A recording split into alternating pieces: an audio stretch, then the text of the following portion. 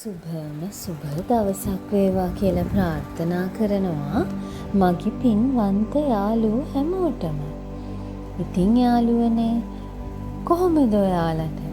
ඔයාලා හොඳින් ඉන්නවා කියලා මම විශ්වාස කරනවා. අද මම කල්පනා කරා අපිට මේ මාර්ගයේ වඩාගෙන යනකොට ඒ කියන්නේ මේ හිත හදන වැඩපිළිවෙල කරගෙන යනකොට හරීම වැදගත් වෙන කාරණයක් ගැන කතා කරන්න. ආරෂ්ඨාංගික මාර්ගය. මතකයි නේද? ඉස්සර පොඩි කාලේ ඕලෙවල් කරනකොට සාමාන්‍ය පෙළ විභාගේ බුද්ධ ධර්මයට ආවේ ආරෂ්ඨාංගික මාර්ගය. මතකද අපි කටපාඩම් කරගෙන විභාගෙ ලියලා විභාගෙත් පාස් වුණා නේද? හැබැයි යාළුවනේ අපි කවදාවත් හිතුවේ නෑ නේද? මේක තමයි මේ නිවන් මාර්ගයේ ශක්තිමත් අඩිතාලම කියලා. අපි ගෙයක් හදන්න හොඳ අඩිතාලමක් දානවන්නේ, හොඳ ෆවුන්ඩේෂන් එකක්. මේ නිවන් මාර්ගයේ වඩන්න තියෙන එකම හොඳම අඩිතාලම, හොඳම ෆවුන්ඩේෂන් එක තමයි ආරෂ්ඨාංගික මාර්ගය. මතකයිද ආරෂ්ඨාංගික මාර්ගය? මම පොඩ්ඩක් මතක් කරලා දෙන්නම් ඔයාලට. සම්මා දිට්ඨි, සම්මා සංකප්ප, සම්මා වාචා, සම්මා කම්මන්ත, සම්මා ආජීව, සම්මා වායාම, සම්මා සති, සම්මා සමාධි. මේ තමයි අපි පාඩම් කරපු ආරෂ්ඨාංගික මාර්ගය. යාළුවනේ, මේ ආරෂ්ඨාංගික මාර්ගය සම්පූර්ණ වුණාම තමයි අපිට නිවන් මාගේ දොරටු විවෘත වෙන්නේ. ආරෂ්ඨාංගික මාර්ගය දවසින් දෙකෙන් සම්පූර්ණ වෙන මාර්ගයක් නෙමෙයි. අපි මෛත්‍රී භාවනාව වඩලා මේ විශ්වයට ස්තුතිවන්ත වෙන වැඩසටහන කරලා, එතකොට දවසට විනාඩි 5ක් 10ක් භාවනා කරලා, එතකොට තව බණපදයක් එහෙම අහලා, අන්න ඒ වගේ අපේ සිත පිරිසිදු කරන මාර්ගයේ වඩාගෙන යනකොට, ඒ කියන්නේ අපේ සිත, කය, වචනය මේ තුන්දොරම පිරිසිදු කර ගැනීමෙන් තමයි මේ ආරෂ්ඨාංගික මාර්ගය වඩා ගන්න පුළුවන් වෙන්නේ. ඇත්තටම මේක අපි ටිකින් ටික කරගෙන යනකොට අපි දන්නේමත්ම නැතිව අපේ ආරෂ්ඨාංගික මාර්ගය වැඩෙනවා. ඒකට අපිට හොඳ උදාහරණයක් මෙහෙම කියන්න පුළුවන්. හිතන්නකෝ ඔයාට කවුරු හරි බැන්නයි කියලා. වෙනදා ඔයා බැන්න වෙලාවට එක පාරටම ඔයාගේ කේන්තිය පිට කරනවා. නමුත් ආරෂ්ඨාංගික මාර්ගය වැඩිගෙන එනකොට ඒ මොහොතේ ඔයාගේ සිතේ කෝපය ඇති වෙනව වෙනුවට, ඒ කියන්නේ අපි පුරුද්දකට වගේ කෝපය එනවා වෙනුවට ඔයා එතන චුට්ටක් නැවතෙනවා. නැවතිලා ඔයාගේ පැත්තට එක දාගෙන හිතනවා, මේ වෙලාවේ මම කෝපයෙන් කටයුතු කරොත් මොකක්ද වෙන්නේ? ඒ වෙන්නෙම මගේ සිත කිලිටිවින එක. ඉතින් ඒ වෙනුවට ඔයා ඊට ප්‍රතික්‍රියා කරන විලාසය වෙනදට වඩා හාත්පසින්ම වෙනස් වෙනවා. තව උදාහරණයක් කිව්වොත්, ඔයා හිතන්නකෝ ෆුඩ් සිටි එකේ ඔයා ලොකු කිව් එකක් තියෙන, ලොකු පොලිමක් තියෙන වෙලාවේ ඉන්නවයි කියලා. එතකොට වෙනද ඔයාට පුදුම තරහක් නෙන්නේ. දැන් ඔයාට එන තරහා දැනෙනවා. දැනිලා ඔයා ඒවත් එක්ක ආගියු කරන්න යන්නේ නැහැ, කෑ ගහන්න යන්නේ නැහැ. ඔයා ඒක ඔයාගේ ප්‍රඥාවෙන් තේරුම් ගන්නවා. මොකද ඒ අවස්ථාවේ ඒ සිටුේෂන් එකට, ඒ වෙලාවට ඒ විදිහට ඔයා මුහුණ දෙන එක විතරයි කරන්නේ. ඔය වගේ ටිකින් ටික ඔයා එතනින් ඔයාගේ සම්මා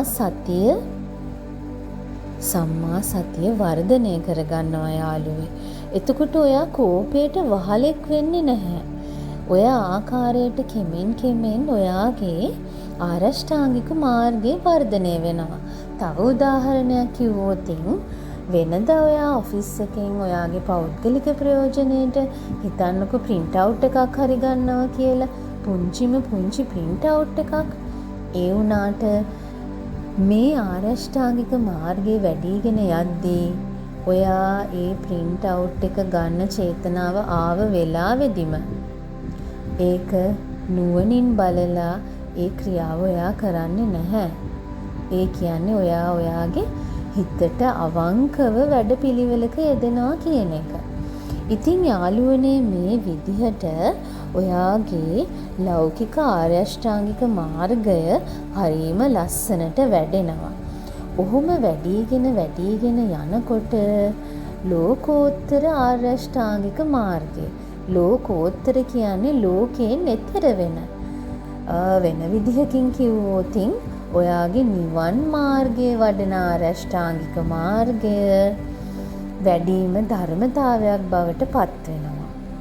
ඒ කියන්නේ ඔයාගේ හිතට අවංකවමයි වැඩ කරන්නේ. ඔයාගේ කටින් වචනයක් පිට වෙනවා නම් ඒ පිට වෙන්නේම අනිත් අයගේත් ඔයාගේත් යහපත සඳහාම පමණයි යාළුවේ. ඉතින් මේක දවසින් දෙකකින් වෙන වැඩක් නෙමෙයි.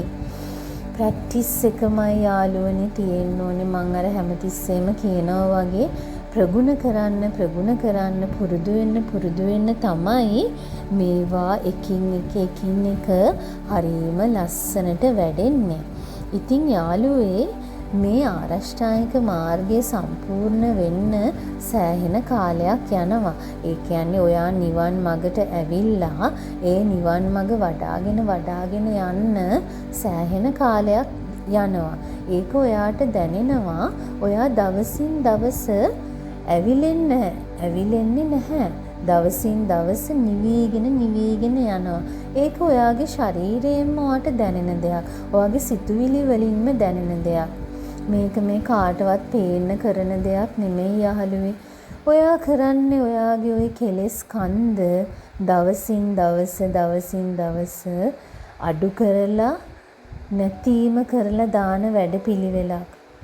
ඉතින් මේක තමන්ටම කරගන්න යහපතක් මිස අයහපතක් නෙමෙයි යාළුවේ. මේ ආරෂ්ඨාංගික මාර්ගයේ වැඩෙනකොට හිතන්නකෝ ඔයා හිතට අවංකව කරන්න බැරි රැකියාවක ජීවනෝපායක යෙදිලා ඉන්නවා කියලා. අන්න ඒ වයින් පවා ඔයා අයින් වෙලා ඔයාගේ හිතට එකඟව සර්ව සාධාරණව උපයා ගන්න පුළුවන් ජීවන රැකියාවක පවා යෙදෙන්න තැනට ඔයාගේ හිත හැදෙනවා යාළුවේ. කලින් කරපු වංචාවන් යටිමඩි ගහන ඒ සියල්ලම නැවතිලා එක වචන මාත්‍රයකින් ක්‍රියා මාත්‍රයකින්වත් ඔයාටත් මේ ලෝකයටත් කාටවත් අවඩ අසාධාරණයක් වෙන්නේ නැති විදිහට ජීවත් වෙන එකයි මේකේ තියෙන ලොකුම වටිනාකම. ඉතින් ආරෂ්ඨාංගික මාර්ගය කිව්වහම ලොකු සබ්ජෙක්ට් එකක් යාළුවනේ. ලොකු මාතෘකාවක් යාළුවනේ. ඉතින් ආරෂ්ඨාංගික මාර්ගය වැඩිගෙන යනකොට මේ අංග 8 වැඩෙනකොට නිර්වාණය අරමුණු කරගෙනම ඔයාගේ චිත්තය නිර්වාණය අවබෝධ කරගන්නටමයි යොසුළු වෙන්නේ. සරලව කිව්වොත් ලෝකයේ ආරෂ්ඨාංගික මාර්ගය පුරුදු කිරීමෙන් සිත පිරිසිදු කරගනිමින් ඔයාගේ නිවන් මාර්ගයේ සුදුසු පදනම හරිම ශක්තිමත් හරි ලස්සනට ශක්තිමත් වෙනවා යාළුවේ. ඉතින් ලෝකෝත්තර ආරෂ්ඨායික මාර්ගය කියන්නේ නිර්වාණය අවබෝධ කරගන්න, නිර්මාණය අරමුණු කරගෙන කෙලෙස් සිඳන මාර්ග ඥානයයි. ඉතින් මේ පිළිබඳව තවත් වැඩසටහනකින් තවත් වීඩියෝ එකකින් මම ඔයාලව හම්බ වෙන්නම්. එතකන් අපි මේ කරන වැඩේ හරියට කරන්න යාළුවෝ. සිත ගැන අධ්‍යයනය කරන වැඩේ, භාවනා කරන දේ, මෛත්‍රිය පතුරවන ඒ වැඩ පිළිවෙල දිගටම කරන්න. එතකොට දන්නේම නැතුව ඔයාගේ ලෞකික ආරෂ්ඨික මාර්ගය සම්පූර්ණ වෙලා ධර්මතාවයක් හැටියට ඔයාගේ නිවන් මාර්ගයේ දොරටුව වන ලෝකෝත්තර ආරෂ්ඨාංගික මාර්ගයේ වැඩෙනවා යාළුවෝ. ඉතින් අපි වීර්ය කරමු. වීර්ය කරලා උත්සාහ කරමු මේ සසරින් මිදෙන්න. ඉතින් ඔයාලට මේ හැමදේම කරගන්න ශක්තිය ධෛර්ය ලැබෙන්න කියලා මම අදිෂ්ඨාන කරමින් හැමෝටම සම්මා සම්බුදු සරණයි. සියලුම දෙවි දේවතාවුන් වහන්සේලාගේ පිහිටයි කියලා ප්‍රාර්ථනා කරනවා.